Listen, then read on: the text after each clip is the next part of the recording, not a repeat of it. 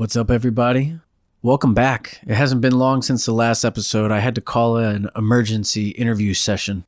As I was recording the intro and the outro for the last episode with Sai Lalim, the Department of Agriculture and HHS, Health and Human Services Department of the U.S. government, dropped their new dietary guidelines, the so-called new food pyramid. And yeah, I know, I'm about 10 days behind on this. This food pyramid dropped on the 8th or 9th, I believe. But please keep in mind, I'm doing my best here to turn around the content in these episodes as quickly as I can. I'm just a one-man operation who's got a day job, 2 bands that are recording and playing shows. I've got a personal life too. And I've got a whole training regimen. You know, I'm a busy dude. So I wanted to prioritize this one because there's already a lot of videos and breakdowns and podcasts about these new dietary guidelines on the web. So there's a sea of information to confuse you already, but I wanted you to hear our take on it from us as quickly as you can. When you listen to this interview coming up, we talk about the pyramid and I'll say things like at the top of the pyramid, but please keep in mind it's an inverted pyramid. They basically turned the old pyramid upside down. So at the top is the fattest part of the pyramid. So it's like an upside down triangle. At the top is meat, dairy, cheese, butter. This is what the current administration wants to promote. Obviously, not just for ethical reasons, but really for health reasons as well. I found this alarming, and I thought, I've got to get an expert opinion on what is currently being promoted. How does it differ from the last food pyramid, which was not an inverted pyramid, it was just a regular pyramid, with whole grains as the fattest part of the pyramid at the bottom on that old one. Granted, if you read my book, The Way of the Vegan Meathead, I would not recommend whole grains as a vegan, especially as a vegan strength athlete, to take up that many calories of your own personal diet, right? However, a higher fiber diet rich in whole grains would absolutely be more healthy than what the government is promoting now, because if you look in the new guidelines, there's not even a mention of fiber, which most Americans are deficient in. So I called up my friend and Plant-Built Vegan Strong teammate, Ashley Kitchens, because she's a longtime registered dietitian and a really great CrossFit athlete. So she walks the walk. She knows her stuff. She is clinically trained in nutrition, and she puts it to practice as a phenomenal athlete. So I pick Ashley's brain for a good hour, and we talk about what's wrong with the new guidelines, what's not so bad, and what actually is okay. What we can actually get on board with. And we also talk about looking at these guidelines through the lens of just general health, and then also from an athletic vegan perspective. We just want you to get a proper, fair perspective about what's being promoted by our government in this very unhealthy country that we live in. The best thing we can arm ourselves with is good information to make good decisions. We all know in this day and age of information warfare that finding good information is a fight in itself. So I think this is the most generally informative health episode of the series of interviews that I've done so far. I think you'll enjoy it. And, you know, since protein is a major point of conversation here, just a quick reminder to support my sponsors, Veg Nutrition, who make the highest quality vegan protein powder on the market. Check out the link in my bio. Use my code VeganXMeathead to get 15% off your entire order on their website. Get cookies and cream protein powder that has actual cookie chunks in it, and it doesn't even mess with the macros.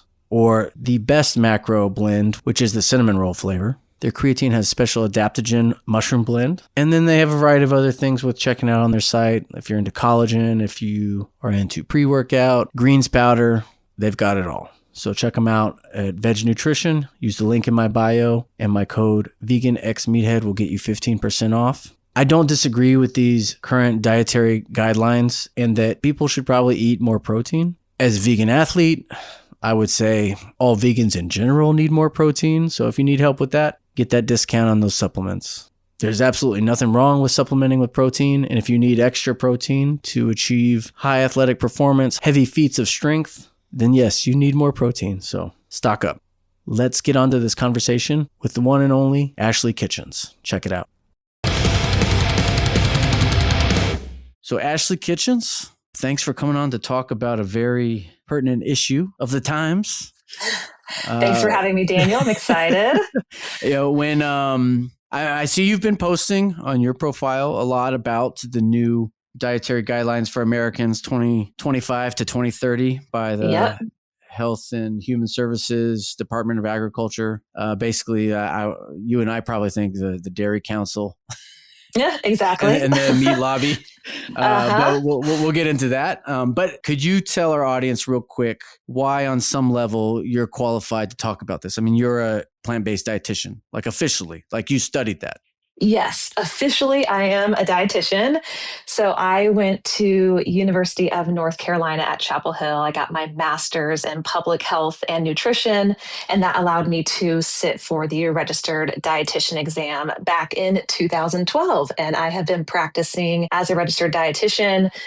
I ended up becoming plant-based, so now I'm a plant-based registered dietitian ever since. So did studying nutrition lead you to becoming plant-based, or were you already leaning towards it, or did you have any background eating that way before? I had a very strong background in eating meat before I became a dietitian. Oh, So I was raised on an Angus cattle farm. That was a big part of my life.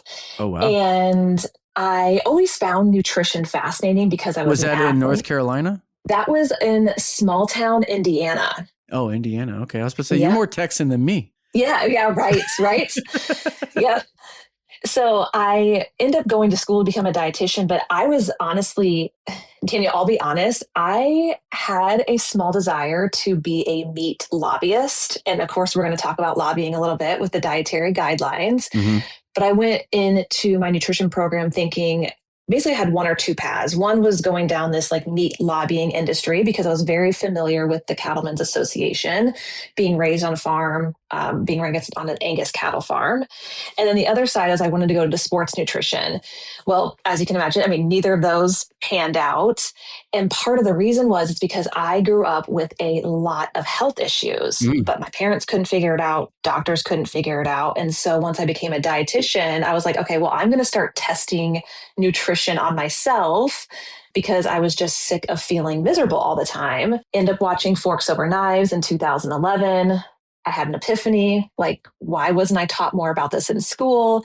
And so as I started introducing more plants into my diet, eating less meat, dairy, my health completely transformed and I have not looked back since. So now that's why I call myself a plant-based dietitian. Okay. Wow. All right. So just so the audience knows, I mean, you and I compete on the Plant Built Vegan Strong team. You've been a CrossFit athlete for what, the past Yep. 10 years? Mm-hmm. Yes.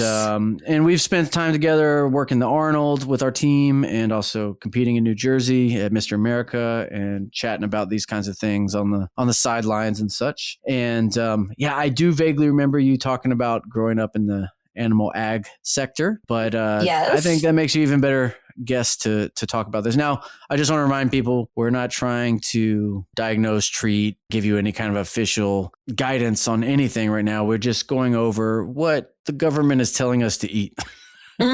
and talk anecdotally about how, you know, as athletes and as vegans, we find other ways to practice good health and athleticism. So these new dietary guidelines, before we really dig into what's contradictory, what's questionable, what's outright awful about them, did you find anything about them that you liked? Oh, I got to play devil's advocate here. yes. Okay. That's a really good question because when I initially got the notification, I mean, my heart just started racing. And part of it was because, you know, the headlines said what they said and it was very pro meat. And I just had this like visceral reaction. And Mm-hmm. so I think that's when I started posting. I started actually reaching out to the media just as an expert source on nutrition to talk about them. So I've been publicized several times since, but I do think it's important to talk about what some of the changes are that are good.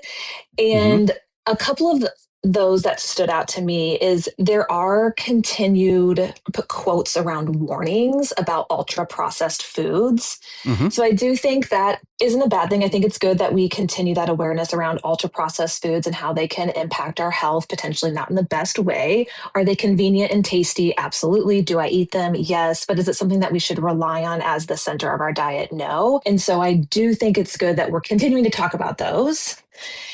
It did acknowledge that added sugars, so like refined Yep. sugars, Yep. should be limited. And so I don't think that's a bad thing either. That is a continued good thing that we're talking about. Mm-hmm. Another thing was it did allow some flexibility for different dietary patterns. Now, I will say, there's pros and cons to that. I will say, if you look at their infographic, if you go to realfood.gov, and I encourage everybody, just look at this. We're not saying you should follow this or not. We're all trying to just look at it objectively and see what's good, what's bad, and what could actually apply to our lives, or even how relevant this is to the American public. I mean, you're a dietitian. You know that most people don't follow the rules. Yeah. Nope, not at all. Yeah, not at all. Which, to me, there's some definite issues for suggesting some of the things they're suggesting, like, prioritizing dairy and meats and things like that, and butter. Yes. And then saying that you should later, if you look at the fine print, saying you should limit your saturated fat. Well, that's a big contradiction right there. But one point I was going to get to here is they actually have a little section at the bottom about vegans and vegetarians. Do you want to talk about that? Yeah, I would love to talk about that. Yeah. So I'm glad they put it in there, and I do think it's a good recommendation to go look at the infographic, because it's a 9-page document. It's well put together overall. If we're just looking at it from like a graphic design standpoint, it's easy to read. However, yes, they do put something towards the end about discussing vegan diets. The thing that really stands out to me here is, in quotes, they do say pay careful attention to potential nutrient gaps. And then it goes on to highlight 20 some nutrients that vegans, vegetarians can be deficient in. And from someone who isn't vegan or isn't plant-based, if they're looking at that, I mean, that's alarming. You're like, what? I can potentially be deficient in all of these vitamins and minerals that are crucial for my health. And so I feel like that is a big shortfall to the vegan community in general, is it almost looks scary. It's a really effective subtle dig is what it is. Yes. Yes, it is. Because they're saying, if you look at their page, the American public is in a health crisis, which is true. But is it in a health crisis because so many people are vegan? I mean, statistically, are vegans, and do they have poorer health markers than everybody else on average? I mean, I'm sure you know the data on that better than me, but what do you think? I mean, so when we look at a well-planned vegan diet, it meets the criteria for everything that you need from birth, infancy, all the way to older adult ages. And so I think that's where people get a little concerned, is a lot of us weren't raised in a vegan community. And so going vegan can seem on the outside extreme. However, when it's a well-planned vegan diet, just like the standard American diet, when it's well planned out, it can meet all those nutrients that you need to be a big, strong, healthy human. Right. So, I mean, in your general view, what does well planned mean? How do you well plan a diet? It basically just means making sure you're getting variety in. So making sure that you're getting a variety of plants, a variety of different foods, you're consuming a lot of different types of protein sources. You're not just consuming beans, but you're also, if you're able to, including soy, including dark leafy greens, including whole grains, a bunch of different things. Yeah. So variety is key. I was surprised when I looked at this in detail, because I will say the way they've marketed this, the way they've rolled it out on social media with all the sound bites and the headlines, makes it seem a lot more extreme than it really is, I think. Yes. But, the sad thing about that is that's what people are going to take away from it. They're not going to look at, they're actually saying you should eat a well-balanced diet, and you can actually be vegan and vegetarian if you want to. And they even say, like, one of the foods they promote when you pull up realfood.gov is like oatmeal. Yeah. It's like, okay, this is not what I expected when I saw the headlines and the sound bites about it. Yeah. No, that's a good point too, because most people, they are just going to read the headlines or the sound bites. And so they're going to think, I need to incorporate more meat and dairy, beef tallow, whatever that may be, into my diet. And that's it. Yeah, which is crazy, because if we have an obesity epidemic and you're going to go ahead and promote whole milk and butter and cheese, which are the most commonly consumed sources of saturated fat, which beyond the 9 calories per gram, fat being the most dense macronutrient and calories, which calories ultimately are the cause of obesity. Would you say? Yes. Yep. Calories would be a big contributor. Oh, Yeah. I mean, it's calories more than, but then the saturated fat aspect. I mean, heart disease, is the leading killer of people in the world. What causes LDL, the so-called bad cholesterol, to rise more than any other component in food? It would be saturated fat. Would you agree? that's a big contributor is excess saturated fat intake and also excess caloric intake. Those two combined, which is a big part of the standard American diet, is a large contributing factor to heart disease, which, like you said, is our leading cause of death. And then type 2 diabetes is also largely diet related. And there is a lot of research out there that shows high saturated fat intake, high caloric intake, and those can contribute to type 2 diabetes as well. Yeah. So they want you to eat more butter, eat more whole milk, but limit your saturated fat to about 10% of your total fat. Is that possible?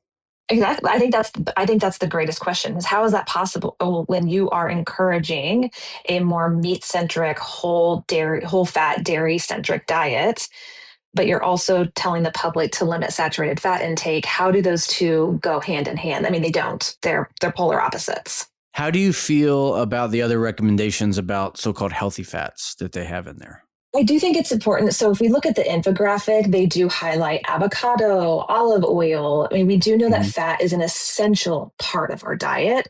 They put nuts and seeds in there. And like I said, there's some oatmeal in there as well. But as far as the fat piece, I do think it is important to encourage those fat sources that are, quote, those healthful fat sources where there's more monounsaturated fat, polyunsaturated fat, fats that have shown more of a benefit to our heart, cholesterol, a bunch of other chronic diseases Mhm. versus fats that contain a lot of saturated fat, which has been shown to contribute more to those chronic diseases. I'm going to ask you something that's kind of a tangent because this isn't something that I saw in the guidelines or in the infographics, but there are other sources of fat that often cause controversy. For example, we all know that RFK, who's one of the main people behind this, demonizes seed oils, but I don't see any mention of seed oils. There's talk of olive oil, which we know olive oils are generally a good fat, but where do you think seed oils play into this? Are they any different? Okay, so on seed oils, I would say this has also been sensationalized in the headlines and on social media. However, there is not a lot of true data, true research to support that we need to be cutting out seed oils altogether. And so I think it is important to monitor your refined oil intake along Mm-hmm. with your ultra processed food intake. Mm-hmm. However, I don't feel like we need to be replacing seed oils with things like beef tallow. I don't think that's going to improve our health overnight. So, yeah. Is that part of the beef tallow? Is that one of the big flexes from the animal ag lobbying? You think, like, where is that coming from? That's so random to me. All my life, I never heard anyone talk about beef tallow. No, it is so random. And now I'm seeing more companies advertise that like their French fries are cooked in beef tallow. And I'm like, oh boy, I mean, they're capitalizing on these headlines, on these new guidelines, which is a really frustrating. And I think that's the frustrating part too, is the dietary guidelines, like you referred to earlier, they influence school lunches. So we're adding Mm-hmm. whole milk back into school lunches. They influence what hospitals are doing, public health messaging, which we've been seeing. So it goes far beyond what we're seeing just on social media or just in the media. I mean, these policies they go deep, they run deep and affect a lot of different parts of our country. Right. I mean, now in this past week, we've seen the president and all kinds of state representatives come out with photos of carrying jugs of milk and drinking whole milk. And I mean, this is obvious corruption to me. Mm. I didn't realize you had such a background that you actually knew a bit about animal ag lobbying. What are your theories about what's going on with that? How is that working? So one thing I say a lot is follow the money. And we do know that RFK Jr. and the other person who we see on the USDA dietary guidelines little infographic, her name is Brooke Rollins. Mm-hmm. They both have ties to the Cattlemen's Association, to the dairy industry. And there is a lot of speculation that these new guidelines that came out are potentially related to lobbying potentially related to economic interest, personal interest versus actual science. And Daniel, I don't know if you know this, but that's part of the reason PCRM is actually suing, or the dietary guidelines are facing legal challenges. And part of the reason is because of PCRM, the Physicians Committee for Responsible Medicine. Like their whole thought process around this is that these new guidelines violate federal transparency laws and that there are undisclosed financial ties between what is being recommended from the authors, so RFK Jr., and food industry groups like the Dairy Association, Cattlemen's Association. So people caught on quick, and right away, PCRM, which for anyone who doesn't know, they are a plant-based, ethical, science-backed nonprofit organization that really tries to put prevention over pills. And so on January 8th, right away, when those guidelines came out, they filed a formal petition, which was really exciting to see. So I'm cheering them on from the sidelines. Yeah, I encourage everybody to follow PCRM. I've seen Dr. Bernard speak since before I was even vegan, and a lot of things he had to say, especially about lobbying. I remember my mom and I went to go see him speak. I was probably about 21, 22 years old before I went vegan. Went to go see him speak in Houston. He was talking a lot back then about various bills being supported essentially to subsidize dairy consumption by giving, the biggest fast food conglomerates money to actually go out and advertise cheese on all their items, like from 20, 30 years ago. So it was a government push to sell more cheese.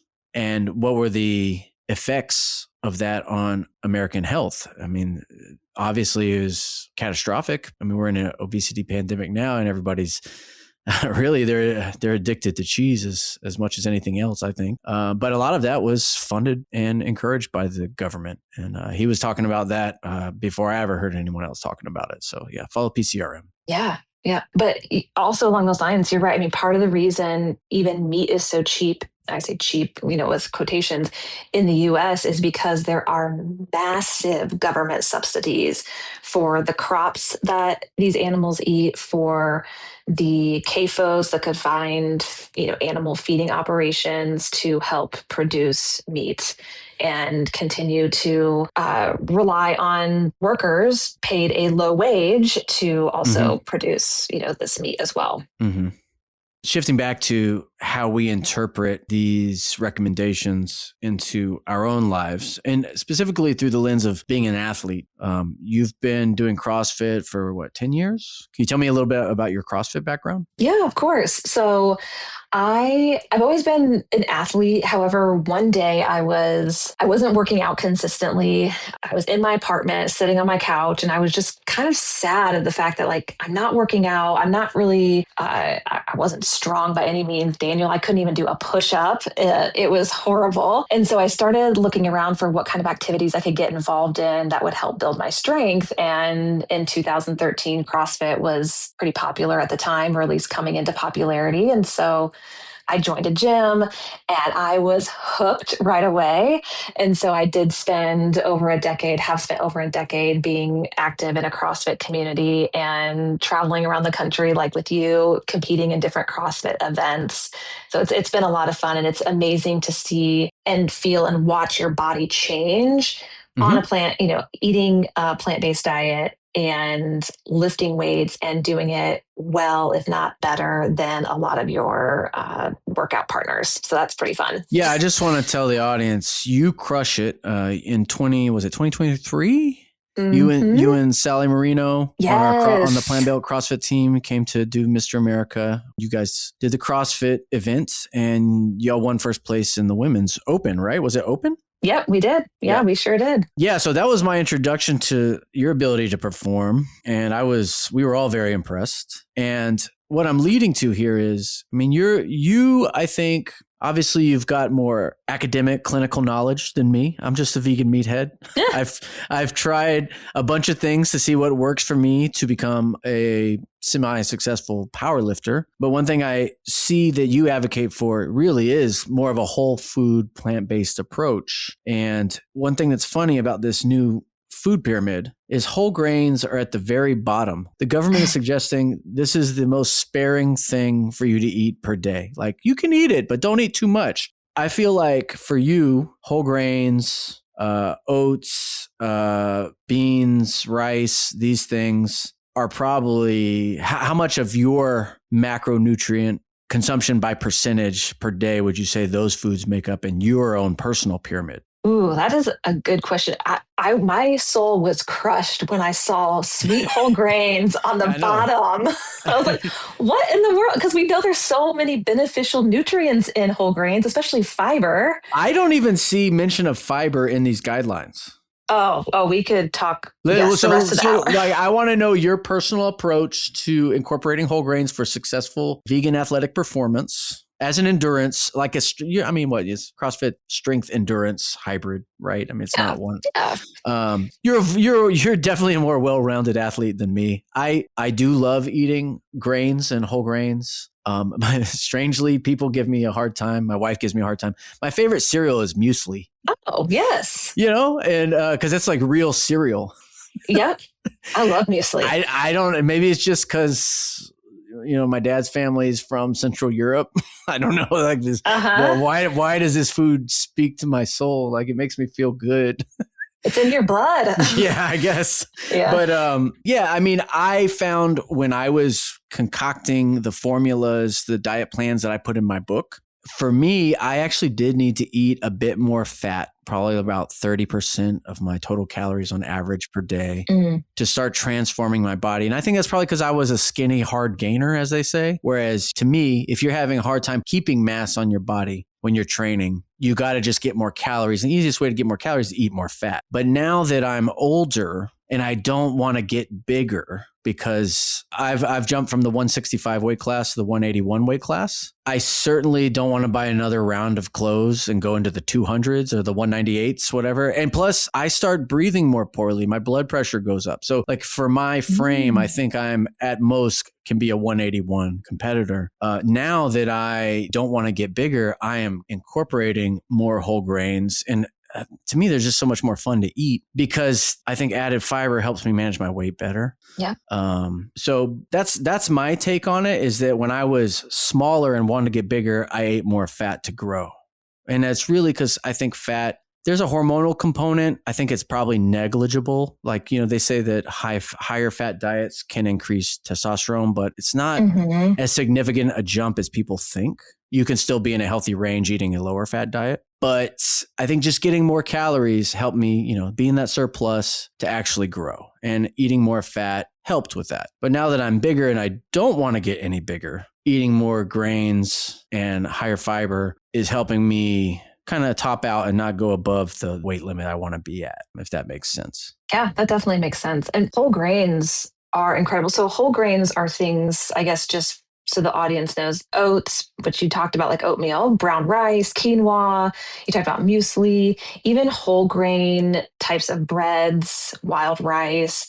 And I include a lot of these in my diet. I like adding oats to smoothies. I like having rice and bean bowls, which includes brown rice and quinoa sometimes. But I think that was a big downfall to these new dietary guidelines, is there is such a reduced emphasis on fiber.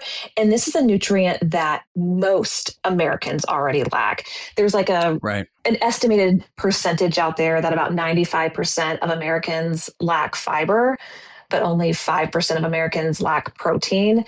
And so that was a little bit challenging with the shift in these dietary guidelines, is there is more of an emphasis on protein, but with that, there is less of an emphasis on fiber. And lack of fiber can lead to things like constipation, bloating. It can even lead to diverticulitis, heart disease, type 2 diabetes, certain cancers. And you talked about weight. It can lead to weight gain if you're not eating a lot of fiber, because fiber can help you feel fuller for longer. It can help lower your cholesterol, contribute to... As they say, it's the broom that cleans the back porch. You know what I mean? Yes, exactly. Yeah, I've had family members, I guess I'm not going to name which one, who had bouts of diverticulitis. And I intervened by saying, hey, let's look at your hydration. Maybe less, not 6 cups of coffee a day, and maybe 6 cups of water would be a good start. Yes. And less alcohol. And also, I don't consider iceberg lettuce to be a proper vegetable intake. Mm-hmm. So yeah, you know, you're going to have to incorporate some greens or some whole grains and get a little more, because clearly this person wasn't getting any fiber.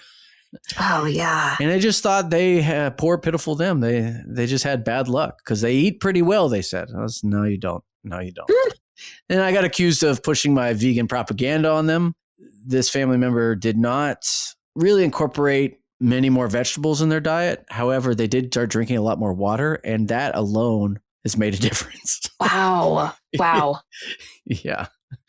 But yeah, you don't want that. I mean, there was a risk of sepsis in one of those cases.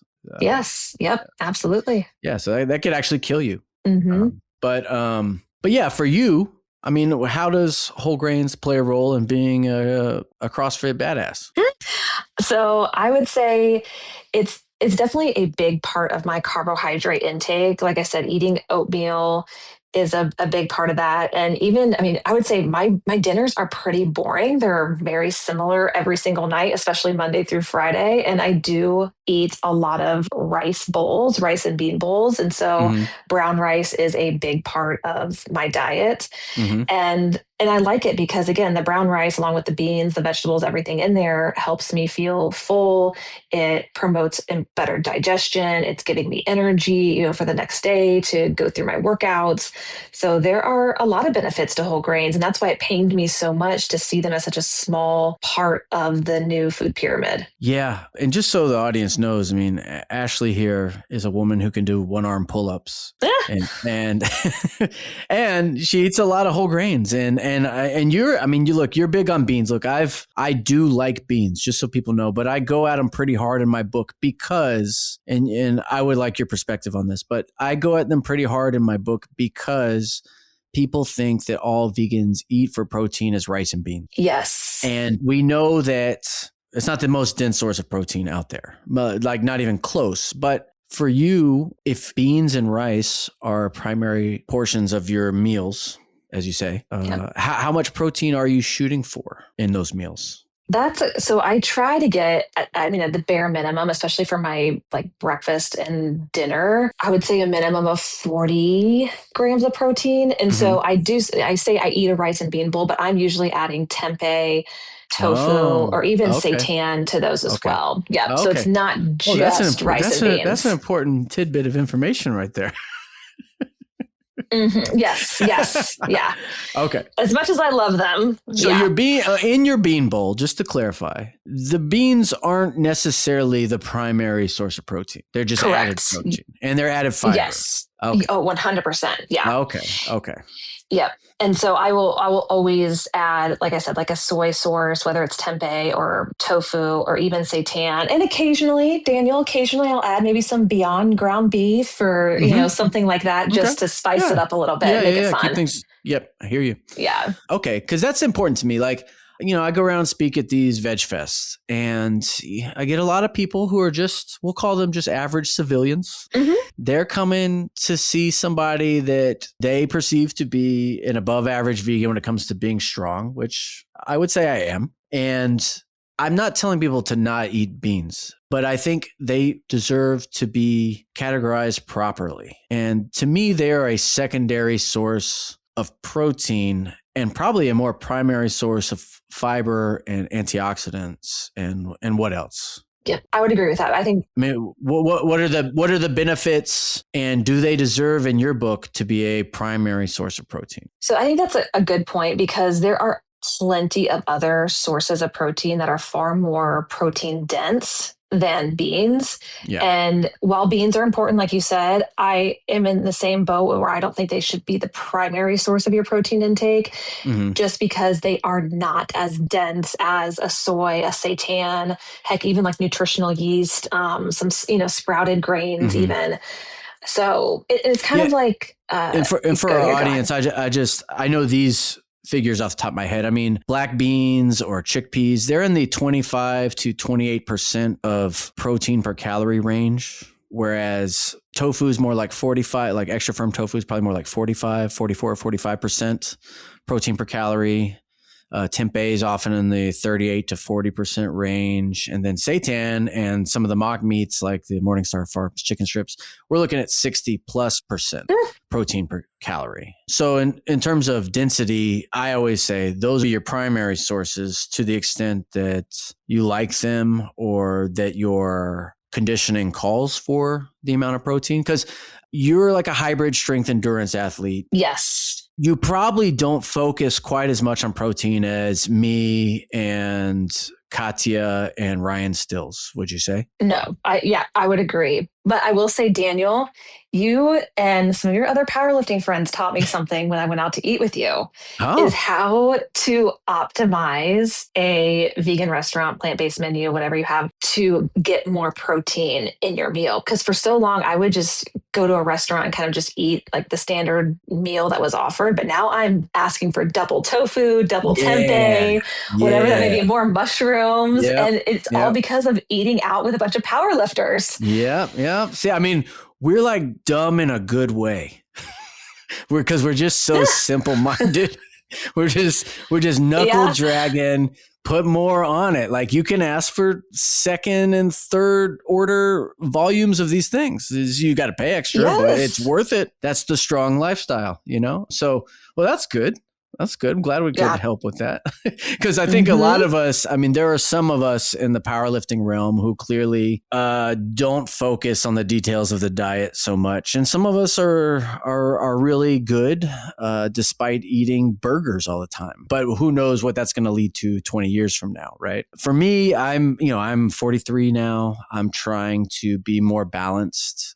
Like I was saying, the high fat diet in my 30s when I got into powerlifting helped me transform my body and become a lot stronger. But now I'm finding in my 40s, this might be leading to some LDL issues. Like I'm still not like red flag of concern to my primary care physician for my levels, but I see that that level is going up over time. And yeah, so I think fiber and whole grains are going to be, and even probably beans, going to be more important to me in the decade to come to try to Oh, manage that. yes. Yeah, I'm still going to eat like double tofu when I go out to eat and get those. Of But course. yeah, but I am trying to make sure that I balance my diet better. So, like if I write another book, it's going to incorporate, okay, like, look, I've been doing this for over a decade and this is where I'm at for full transparency. Honestly, I'm performing my best ever in the past year, but I see my blood markers. I mean, is it inescapable to have LDL go up over the course of a lifetime? Is it inescapable? So I would say yes. Okay, so here, so so we I actually, asked this because I've told you this before. My mother, who is 98 pounds, yes. she eats almost entirely whole food plant-based, and she doesn't eat a lot because she's very small. Yep. I mean, her favorite foods are like mixed fruit bowls, and she's a rice and beans kind of old school vegan in her 70s, but her LDL is going up a lot. I mean, she's otherwise like perfectly healthy, Yeah. but my dad's side of the family, there's not a single vegan. My mom's side of the family, there's a lot of vegans and vegetarians. I have high cholesterol reporting from both sides of the family. So in my 40s, where I'm not like of diagnosable concern to like be put on any kind of like a statin or anything, I'm just trying to monitor this. But my uncles on my dad's side are like, oh, that guy Utsi, the caveman they found in like the Alps. He was like perfect body composition, and when they did the test on him, it's like he had high cholesterol as like a caveman. So it's like, this is just natural. That's what my uncles are telling me. Oh dear. So yeah, tell me how Oh we boy. could is the way to avoid that the best we can through fiber, whole grains. I mean, what can we do about that? Yeah. So that is going to be really beneficial, is making sure that you're continuing to have I would say more than what's recommended fiber intake per day. Mm-hmm. So making sure that you're eating a lot of whole plant-based foods, that's going to help, drinking plenty of water. I mean, it is possible, just like with a lot of our other bodily functions, as we get older, they might not be as efficient. And so it's Mm-hmm. possible that your liver might not be able to clear out that LDL cholesterol as well. Mm-hmm. However, even if you have genetics fighting against you a little bit, which it sounds like you do, you can Mm-hmm. still do things to try and stay ahead of that curve and making sure that you're prioritizing whole plant-based foods that contain a lot of fiber, What and about beans too. Yeah. Okay, what about supplementation? Is there any supplementation? Not just because back to these dietary guidelines by the government, they're saying vegans on average could be more deficient in all these different vitamins and minerals, which, B12 and D were listed in there. And it's like everybody under the sun needs to be taking vitamin B12 and vitamin D. So like what does a healthy supplementation regimen look like for general health and then for athletes? Yeah, Like good high question. protein eating athletes. Yeah. So I will say when you are vegan, it is important. And I mean, like you said, with any diet, you want to make sure that you're getting a reliable source of vitamin B12 in your diet. And oftentimes that is through supplementation, no matter how you eat. And that goes the same with vitamin D. And a lot of these nutrients, we just need to make sure that we're getting our blood work done every year with our physician or whoever you go to get it done, just to keep an eye on things like you're doing with your LDL cholesterol. You're seeing a trend. And so it's important to track that information so that you can supplement accordingly. Does everyone need to take a multivitamin? No, but can a lot of people benefit from taking vitamin or mineral specific supplementation? Yes, they can. Mm-hmm. For you as an athlete, I mean, what do you find works for you? I mean, this is not asking you as Ashley, the dietitian, Ashley, the athlete. So one of my favorite supplements, I will say, is creatine, but that's not really, that's kind of related, not related. Do you recommend creatine for general public consumption, or do you think it's athlete specific? So I will say it's more athlete specific. However, there is more and more research showing that it might be beneficial, especially as we age, to help with some of that muscle mass and even our brain development, or not brain development, even just overall brain health. So I do think, and again, it's person to person specific, but I do think it's something worth looking into if you're not an athlete, to see if creatine could benefit you. Do you find any so-called tummy issues with creatine monohydrate? Oh. No, I've never had any issues. Okay. No, have you? I have not. I used to take 3 servings of creatine monohydrate a day. Then I found that, then I found it wasn't real. I mean, look, when I first started taking it in maybe 2011, I got bloated. But, I've been on it so long, I don't have to load, or I don't cycle off of it and have to reload. I just steadily keep that creatine saturation in my muscles with, on average, 2 servings a day, maybe 1 sometimes. And I find I'm performing as well or better than ever. So the 3 was excessive. I was just spending extra money and not getting extra results. But I found that I could tolerate it in my bowels. But no, my wife, she gets was it like micronized? She gets one of those treated, kind of refined creatine formulas, because she says monohydrate just upset her. I think it was she didn't go through the adjustment phase of, sometimes it will upset you at first, but you acclimate. Yeah. I think she just couldn't bear getting through however long that was going to be for her. So she says the micronized version doesn't upset her stomach. But, other people have told me it upset their stomach. So I just wonder how much of that is kind of paranoia because people hear that it upsets your stomach and then they're hypersensitive to, oh no, when they could have just eaten something funky, Yeah, also true. And I feel like with creatine, you have to drink so much water as well.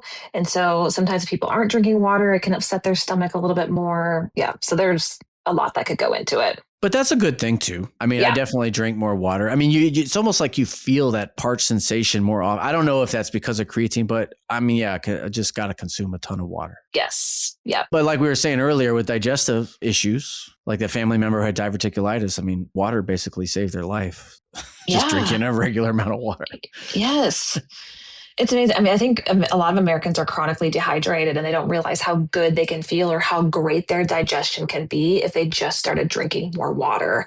And water affects our digestion, kidney health, so many different things, our skin. And so there's a lot of benefits to drinking it a little bit more. Right. And I mean, also carbohydrates. I mean, one of the main components of carbohydrates is hydrates. This is food with water in it that can be stored in your body to keep you hydrated. I think that these guidelines that we're looking at are pretty fair in their encouragement of drinking more water. And they're not, they're only really, if you read the fine print, demonizing refined carbohydrates, which I think we both agree with. Right. I just have a problem with putting the meat, dairy stuff at the very top of the pyramid. to me, it's the foods that have all the water in them and the fiber that are the foods that are going to make you feel better Right. on average. Yep. Yeah, absolutely. Yeah. And now that there's more of that promotion of butter and animal fats, there isn't a lot of, I mean, butter and animal fats have been studied a lot. So there's a lot of research on those food products. But the fact that they're now being front and center, especially on our beautiful little infographic that we have on the food pyramid, that is certainly concerning because a lot of people, they'll look at pictures and they'll see that and they'll say, oh, I mean, to make sure I'm incorporating that into my diet. Yeah, I'm looking at the fact sheet right now on the HHS website. Uh-huh. The first paragraph about this says, restoring science and common sense. What science supports eating butter, dairy, and meat at the top of the pyramid?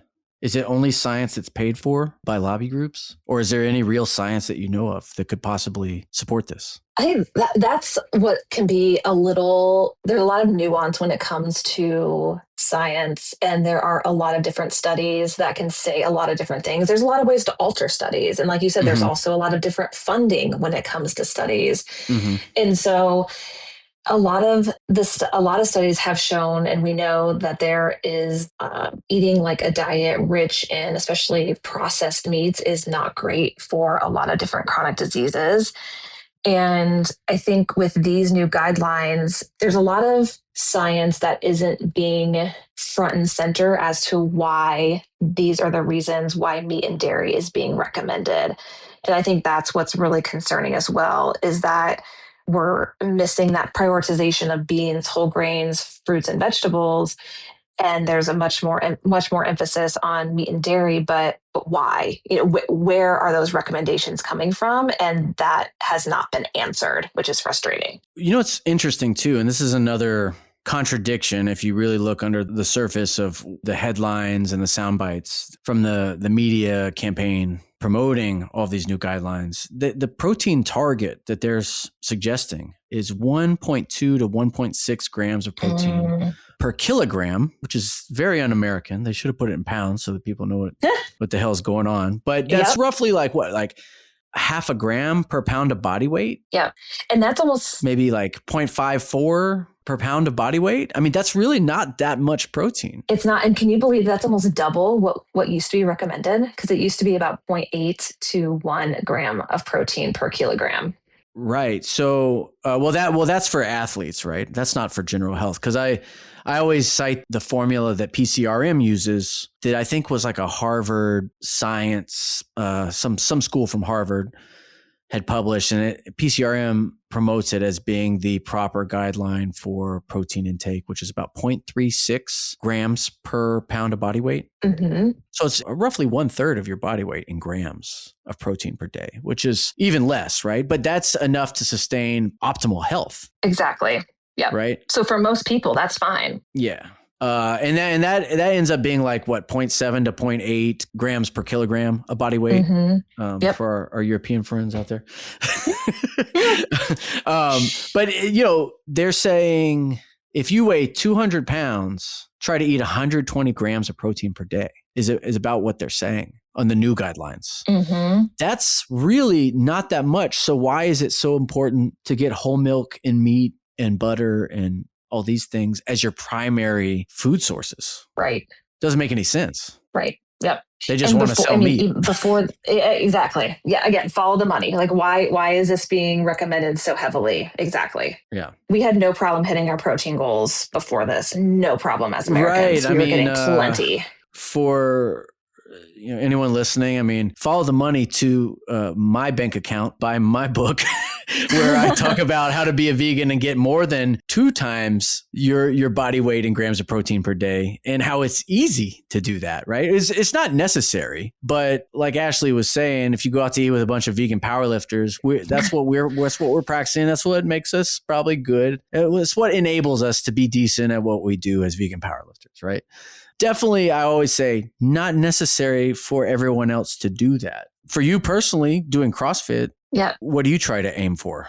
I try to aim for around 120 grams per day. I weigh 150 pounds, not kilograms. So, and for me, it is Very easy. I mean, I have a large bowl of tofu scramble in the morning with some Mm-hmm. toast, or I'll Mm-hmm. have some oatmeal, but right now it's tofu scramble. Mm-hmm. I'll have, I prefer to eat protein bars versus drinking protein shakes. So I'll have a protein bar and a smoothie for lunch. And then, like I said, a rice. That's an interesting one to me. I got to stop you right there and pick your brain on this, Yes. because one thing I've cut out of my diet mostly, not every day, but most days, because of me monitoring my LDL in my 40s, which keeps trending upward. Yeah. The bars have saturated fat. That's like, I found, oh, that's one of my main sources of saturated fat. So I'm going to cut that to see if it Oh, affects my LDL. Whereas the protein shakes almost never have saturated fat. yeah. So do you consume many other sources of saturated fat?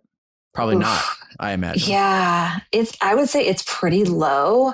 Yeah. And the bars I do consume, they have 1 gram of saturated fat in Oh, them. which one are those? They're called small seed bars. Oh, I never heard of that one. Yeah, and they make the reason I like them is they're out of Charleston, South Carolina. They make them fresh every single week. They're 100% vegan, and they have 20 grams of protein in them. And for me, they work, they're fresh, they meet the criteria of they're Okay. more like whole food based, not a lot of additives. Interesting. Okay. And yeah. So Daniel, for some reason, I cannot get past the taste I have tried for over a decade of protein powders.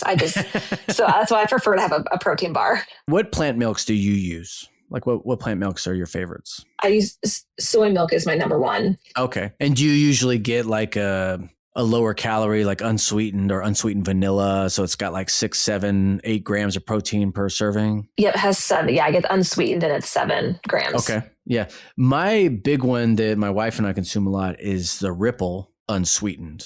And it's about 70 Yes. calories for Okay. 8 grams of protein. So I'm finding that that's even, because I used to put tofu in my smoothies with the protein powder just for an extra boost, more vitamins and minerals in tofu than there is in protein powder. So I would throw like a quarter block of tofu into a smoothie and get, an extra 10 grams and some extra vitamins, whatever. But now like the Ripple, because of the macros, are even better than the tofu. And it tastes so much better and it makes the smoothie creamier. That's usually what we are using every day to mix. But I will even mix that, since the macros are so good. I'll put 8 ounces of that, like a serving of that in just if I do a shake with water and not added fruit or anything, just to make a shake taste a little better. It's going to add a little calories, but the trade-off is pretty optimal. That's my strategy there. But I have been doing more shakes because of the bars. So you've got like some boutique, I do, yes. small family farm bar. That's, I've never it's heard of, which family sounds owned. great. I'll Yeah. have to try to find it and try it. But generally I'm talking about the Cliff Builder bars, the Misfit bars, the Nugo bars, the Lenny and Larry bars. These things are all full of saturated fat, like a whole day's worth of saturated fat. So I like, seriously, a Builder bar has 6 grams of saturated fat. That's basically a day's worth of saturated fat. So So I've cut those out, and I'm just trying to see over the next year where that takes my blood work. That's a good idea. I will actually be curious for you to follow up and let us know. Yeah. Yeah. Huh. Cool. Speaking of saturated fat, while I've got you here, I want to get your opinion on coconut oil. It's not mentioned in these guidelines, and it is often a source of saturated fat that people debate about whether it's healthy or not. What's your take on it? So I rarely use coconut fat or coconut oil. And I'll use it occasionally, but the primary reason is it's a highly processed food. And a lot of times there just isn't a need for it in my diet specifically, my personal preference. And I will say, like, the health effects are debated. There are people who will say that, yes, it's going to raise your bad cholesterol, your LDL cholesterol. But then there's other research that says, or other people that say, well, but it boosts your good cholesterol, your HDL cholesterol. It can offer maybe some heart health, but it's one of those, along with just a lot of refined oils in general, that I don't heavily recommend because it is so heavily processed and there's not a lot of nutrition value there.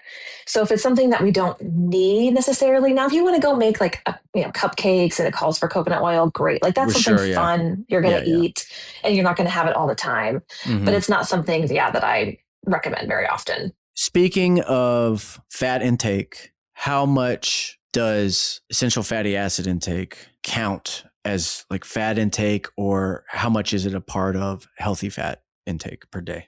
How much are like omega-3 fats part of healthy fats? Yes. Like, is it best to supplement with them, or do you rely more on foods for them? That's a good question. So Dr. Greger, this was a few years ago, he had put out on his nutritionfacts.org website something about that vegans, vegetarians, plant-based eaters might benefit from an omega-3 fatty acid supplement. However, and he put this, in his recommendations as well, just like we talked about at the beginning, a well-planned plant-based diet can meet most of what it is that you need from a nutrition standpoint. And that does include omega-3 fatty acids. Mm-hmm. There are tests that you can take out there to like test your omega-3 fatty acid index level to see if you might need to supplement. So what I typically recommend is like get your labs done, see if you do have a deficiency and you do need them. However, if you do take an omega-3 fatty acid supplement, it's probably not going to hurt you. And so it can be beneficial in helping support heart health. It can help even lower your triglycerides, support your blood pressure, inflammation. Mm-hmm. There's a lot of benefits to it, even as an athlete. And so it's something to consider or look into, is what I would say. Right. Have you heard, the primary forms of omega-3s that vegans take from algae are EPA and DHA? Yes. Mm-hmm. Most of these supplements seem to be DHA dominant. Is that correct? They can be. And so that's a good point too, is when you are taking or choosing an omega-3 fatty acid supplement, is make sure that they include both, because some of them can be more dominant in, like you said, DHA, and you really want a good mixture of both. I have heard that DHA can actually raise your LDL, even though taking this will improve your HDL. Mm-hmm. I've heard that taking it can also raise your LDL. So you want the EPA dominant versions, which I find are harder to find. Do you know anything about studies saying that? I think there's not many, but I've heard different vegan supplement people talk about this. Yeah, I probably don't have enough knowledge to speak on it. However, I have heard, similar to what you said, is that when you take a high amount of DHA, it can raise your LDL cholesterol. Mm-hmm. And that's why it's important to have that balance. Gotcha. Yeah, that's something I would like to see people do more reporting on. I've heard about it in the last,